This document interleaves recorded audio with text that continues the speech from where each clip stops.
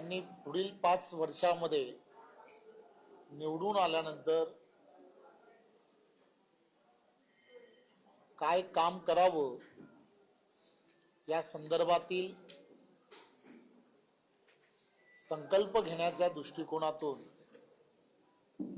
आज शपथ घेण्यासाठी आज आम्ही सकाळी एकत्र जमलो। क्रांतीसूर्य ज्योतिबा फुलेजी आणि सावित्रीबाई फुले यांचं असणारं योगदान हे तुम्हाला आम्हाला सर्वांना माहीत आहे। आणि खरं तर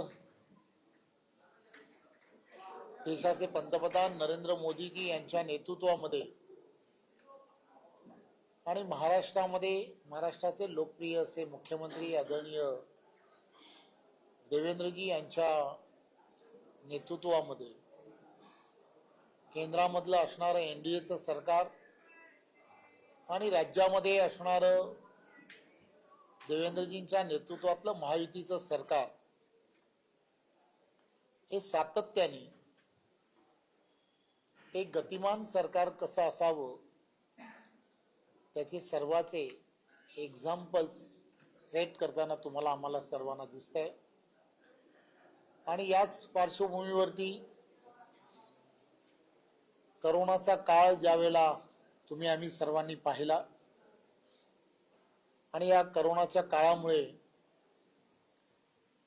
निवडणुका लांबणीवरती गेल्या आणि प्रदीर्घ काळानंतर आज सर्व ठिकाणी सर्व स्थानिक स्वराज्य संस्थांच्या निवडणुका या होऊ घातलेल्या आहेत।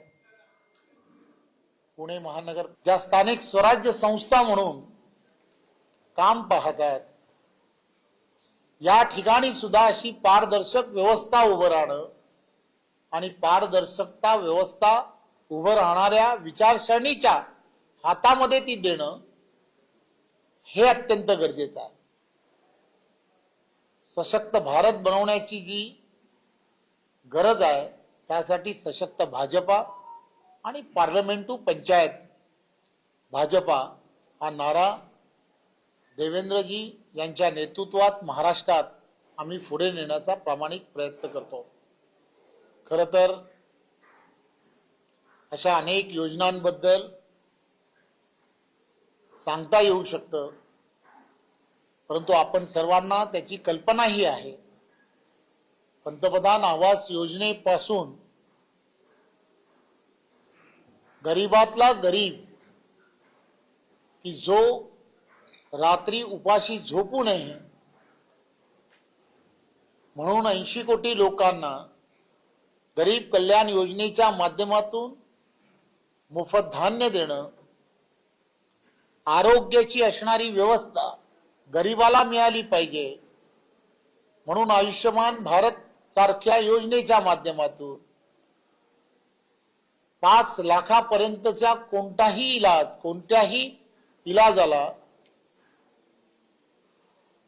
प्रत्येक त्या नागरिकाला कोणाकडे याचना करता कामा नयेत यासाठी सुद्धा दखल ही केंद्र आणि राज्याच्या सरकारने घेतली आहे। त्यामुळे अशा अनेक योजना ज्या आहेत की ज्या योजनांमुळे या देशामधील असणाऱ्या पूर्वीच्या सरकारमधल्या घोषणा या घोषणांना केंद्रातलं असणारं नरेंद्र मोदीचं सरकार आणि राज्यातील असणारं आदरणीय देवेंद्रजी यांच्या नेतृत्वातल्या सरकारने खऱ्या अर्थाने सरकार मायबाप म्हणून काय असतं हे दाखवून दिलंय। 25 कोटीपेक्षा जास्त लोकांना दारिद्र्य रेषेच्या बाहेर काढण्याचं काम सुद्धा या सरकारने केलंय। त्यामुळे खऱ्या अर्थाने या सरकारने केलेली कामं हे तुमच्या समोर आहेत, जनतेसमोर आहेत। पुणे शहर IT हब म्हणून ओळखलं जातं. त्यामुळे या पुणे शहराला एक जागतिक पातळीवरती घेऊन जाणं, विजन ठेवून घेऊन जाणं हे अत्यंत गरजेचं आहे.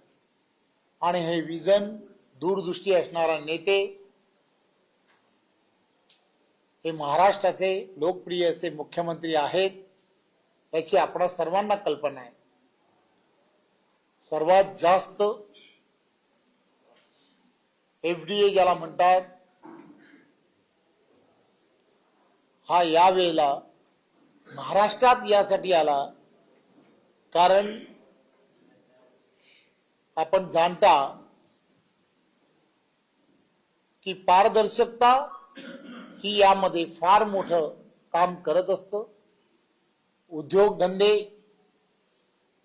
ना चांगलं वातावरण हे महाराष्ट्रामध्ये निर्माण झाल्यामुळे गेल्या वर्षभरामध्ये मोठ्या प्रमाणामध्ये फक्त MOUच झाले नाहीत तर 80% जास्त प्रत्यक्ष कामांना सुद्धा सुरुवात झाली. लाखो रोजगार निर्मिती झाली आहे. हेही आपण सर्वांनी लक्षात घेतलं पाहिजे. माझी आपणा सर्वांना विनंती आहे, आम्ही या निवडणुकीला सामोरं जात असताना तुमची, आमची, भाजपा सर्वांची त्याचं कारणच असं आहे की छोट्यात छोट्या माणसांपर्यंत आणि मोठ्यात मोठ्या व्यावसायिकांपर्यंत प्रत्येकाची चिंता ही नरेंद्र मोदींचं सरकार केंद्रातलं आणि आदरणीय मुख्यमंत्री देवेंद्रजी यांचं सरकार महाराष्ट्रातलं हे करताना दिसतंय. त्यामुळे तुम्ही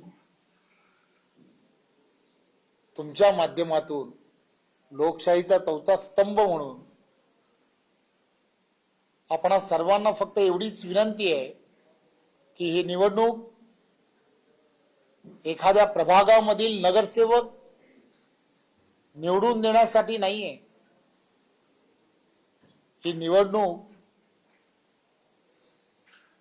पुढच्या पिढीचं भविष्य ठरवणारी अशी निवडणूक आहे. त्यामुळे चुकीच्या विचारधारांच्या हाती इथली असणारी सत्ता देणं म्हणजे खऱ्या अर्थाने पुण्याला भकास करणं असा होणार आहे. त्यामुळे एक विचाराच्या असणाऱ्या NDAचं केंद्रातलं सरकार आणि महाराष्ट्रातलं देवेंद्रजींच्या नेतृत्वातलं महायुतीचं सरकार या एक विचाराच्या सरकाराला जर आपण प्राधान्य दिलं, आपण देणारच आहात, तर त्याचा फायदा अनेक धोरणं जी तुम्हाला आम्हाला सर्वांना राबवायची असतात ती सहजपणे राबवता येतात. जसं की नव्याने झालेलं एअरपोर्ट, या सगळ्या गोष्टी केंद्र आणि राज्य मध्ये एक विचाराचं सरकार असल्यामुळे झाले आहेत. आणि आपण पाहिलं असेल की या अगोदर महायुतीच्या सरकारच्या अगोदर असणारं महाविकास आघाडीचं जे सरकार होतं, सर्व प्रकल्प हे बंद झाले होते. त्यामुळे ह्या सर्व प्रकल्पांना गतिमान करणं आणि पुण्यात भाजपच्या प्रचाराचा शुभारंभ करण्यात आलेला आहे. प्रदेशाध्यक्ष रवींद्र चव्हाण यांनी या प्रचाराचा शुभारंभ केलाय. पुण्याच्या अनेक समस्येवर या ठिकाणी ते बोललेले आहेत. पुण्यात मेट्रोसाठी 50,000 कोटींहून अधिक निधी आहे असं वक्तव्य देखील चव्हाण यांनी केलंय. तर पुण्याच्या विकासासाठी अनेक प्रकल्प भाजप सरकारच्या काळात आलं असल्याचं देखील ते म्हणाले. मेट्रो, रिंग रोड पुण्यात लवकरच पूर्णत्वाकडे येईल असं देखील चव्हाण म्हणाले.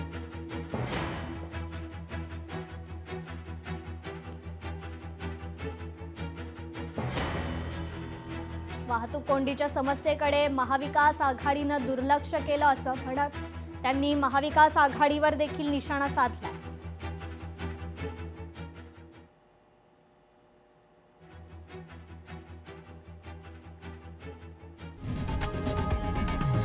लोकशाही मराठी ऐका, पहा, जागरूक रहा.